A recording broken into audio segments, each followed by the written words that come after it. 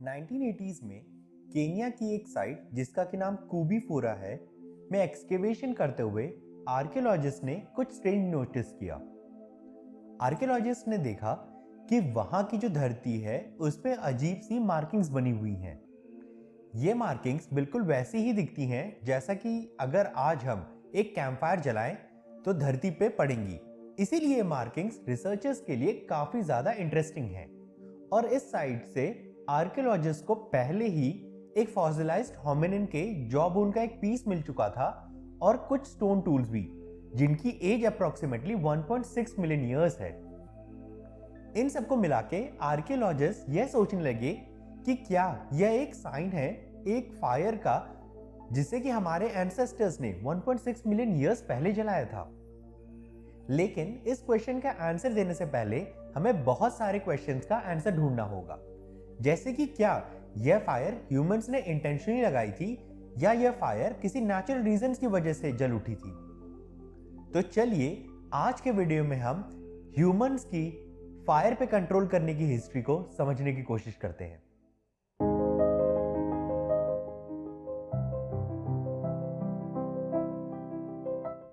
आग हम ह्यूमंस को हमेशा से ही फैसिनेट करती रही है। हमारे एंसेस्टर्स के लिए आग एक ऐसा नेचुरल फिनोमिना था जिसे ना वो कंट्रोल कर सकते थे ना ही किसी तरह से यूज। आग जनरली लाइटनिंग स्ट्राइक से लगती रही होगी और धीरे धीरे हमारे ह्यूमन एंसेस्टर्स ने इस आग को यूज करना शुरू कर दिया होगा जब तक कि यह आग बुझ नहीं जाती।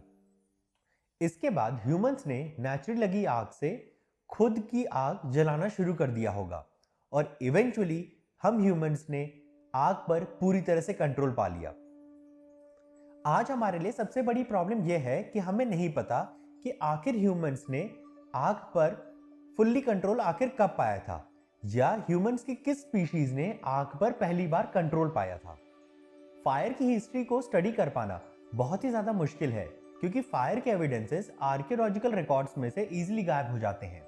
जैसे कि फायर से बने हुए अर्थ पर मार्किंग्स इजीली अर्थ की लेयर्स में घुल मिल जाते हैं और फायर के बाद बचा हुआ ऐश इजीली हवा में उड़ के खत्म हो जाता है या पानी के साथ बह जाता है। लेकिन एक बात तो पक्की है कि फायर की यूसेज ने हम ह्यूमंस के बॉडी और बिहेवियर में काफी सारे चेंजेस ट्रिगर किए थे और रिसर्चर्स इन्हीं चेंजेस को स्टडी करके फायर की हिस्ट्री को समझने की कोशिश कर रहे हैं। आग का ह्यूमन एवोल्यूशन में जो सबसे पहला इंपैक्ट था वह यह था कि आग की वजह से हम अपने खाने को कुक कर सकते थे। कुक्ड फूड की इंपॉर्टेंस हमारे ह्यूमन एवोल्यूशन में इतनी ज्यादा है कि कुक्ड फूड के एब्सेंस में हमारी ह्यूमन सोसाइटी या हम ह्यूमंस भी इस पर्टिकुलर फॉर्म में बिल्कुल भी नहीं होते। फूड को कुक करने के काफी सारे एडवांटेजेस हैं। फूड को कुक करने पर फूड ज्यादा इजीली च्यू और डाइजेस्ट हो सकता है। हीट की वजह से complex molecules easily digestible molecules में कन्वर्ट हो जाते हैं और फूड को कुक करने पर उसमें जो पॉइजन या पैथोजेंस मौजूद है वो भी खत्म हो जाते हैं। इन सब की वजह से हमारी बॉडी को कम एनर्जी यूज करनी पड़ती है फूड को डाइजेस्ट करने में और हमें ज्यादा कैलोरीज मिल पाती हैं। इसी के साथ साथ बॉडी को कम एनर्जी यूज करनी पड़ती है डिजीजेस या पॉइजन के अगेंस्ट लड़ने में। इन सब रीजंस की वजह से कुक्ड फूड अनकुक्ड फूड के मुकाबले काफी ज्यादा एनर्जी एफिशिएंट होता है। हमें कुक्ड फूड से काफी ज्यादा कैलोरीज मिलती हैं अनकुक्ड फूड के मुकाबले। और अगर आप एक अर्ली ह्यूमन हैं जिन्हें काफी ज्यादा एनर्जी यूज करनी पड़ती है सिर्फ सर्वाइवल के लिए, तो ये एक्स्ट्रा कैलोरीज एक बहुत बड़ा एवोल्यूशनरी एडवांटेज प्रोवाइड करती हैं। और खाने के अलावा आग हमें गर्मी भी प्रोवाइड करती है जिससे हमारे अर्ली ह्यूमन एंसेस्टर्स अलग अलग ज्योग्राफीज में इजीली रह सकते थे। हमारे अलावा सिर्फ एक ऐसी ह्यूमन स्पीशीज थी जिसे काफी ज्यादा एनर्जी की जरूरत पड़ती थी और जो अलग अलग कंडीशंस में रह सकती थी, वह थे होमो इरेक्टस। होमो इरेक्टस में कुछ ऐसे फिजिकल एडेप्टेशंस थे जो कि आग के यूसेज की ओर इशारा करते हैं। जैसे कि होमो इरेक्टस के टीथ पहले आए ह्यूमन एंसेस्टर्स से काफी छोटे थे, जो कि यह बताते हैं कि होमो इरेक्टस को रॉ फूड को च्यू करने के लिए ज्यादा बड़े टीथ की रिक्वायरमेंट नहीं थी।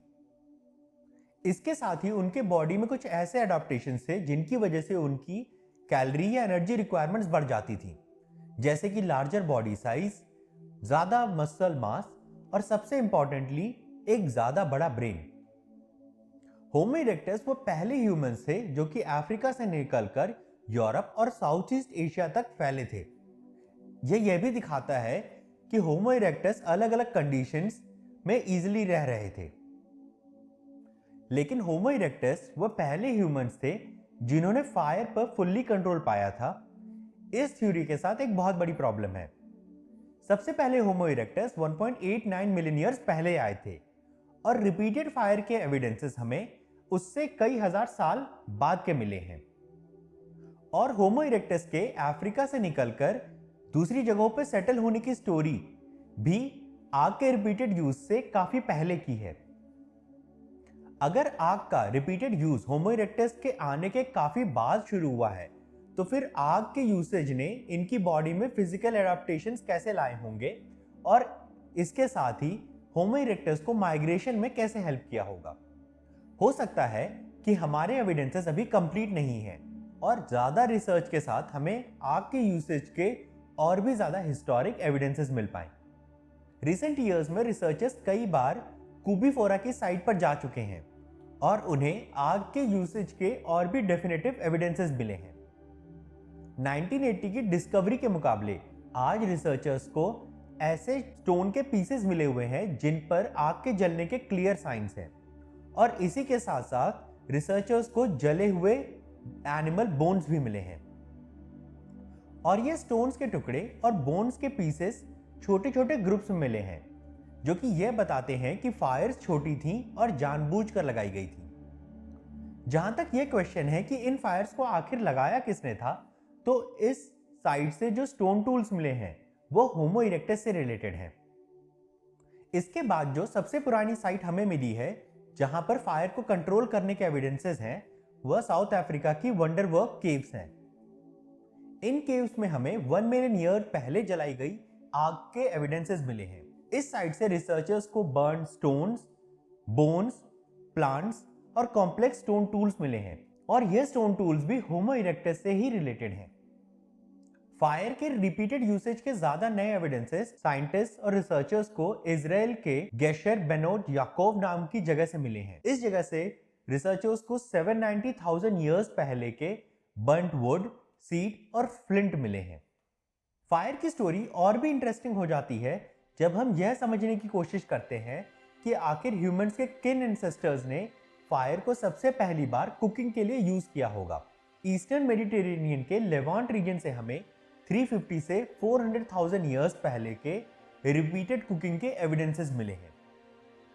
यहाँ पे रिसर्चर्स को केसम नाम की एक केव में सेंट्रल फायर प्लेस मिला है जहां पर लोग आके अपना खाना कुक करते रहे होंगे। हमारा मानना है कि फायर ने ह्यूमंस को माइग्रेशन में हेल्प किया होगा, लेकिन फायर के यूसेज के एविडेंसेस बहुत ही ज्यादा स्पोरेडिक हैं। हमें सर्टेन टाइम पीरियड से फायर के रिपीटेड यूसेज के एविडेंसेस मिलते हैं, लेकिन कई बार उस टाइम पीरियड के बाद के टाइम पीरियड से फायर के यूसेज के कोई भी एविडेंसेस नहीं मिलते हैं। फायर की स्टोरी बहुत ही ज्यादा कॉम्प्लेक्स है और काफी सारे सवालों से भरी हुई है। अभी काफी ज्यादा रिसर्च होनी बाकी है इससे पहले कि फायर की यूसेज की मिस्ट्री हम सुलझा पाए। लेकिन जो भी हो, आज हम ह्यूमंस फायर के अपने यूसेज की हिस्ट्री को अपने अंदर समाये हुए हैं। हमारी बॉडी का साइज, हमारा मसल मास और हमारा बड़ा ब्रेन, यह सब कुछ उस समय के एविडेंस हैं जब किसी अर्ली होमिनिन ने किसी जगह पे फायर पर सबसे पहली बार कंट्रोल पाया होगा। So that's it for today's video. Thanks for watching and stay curious.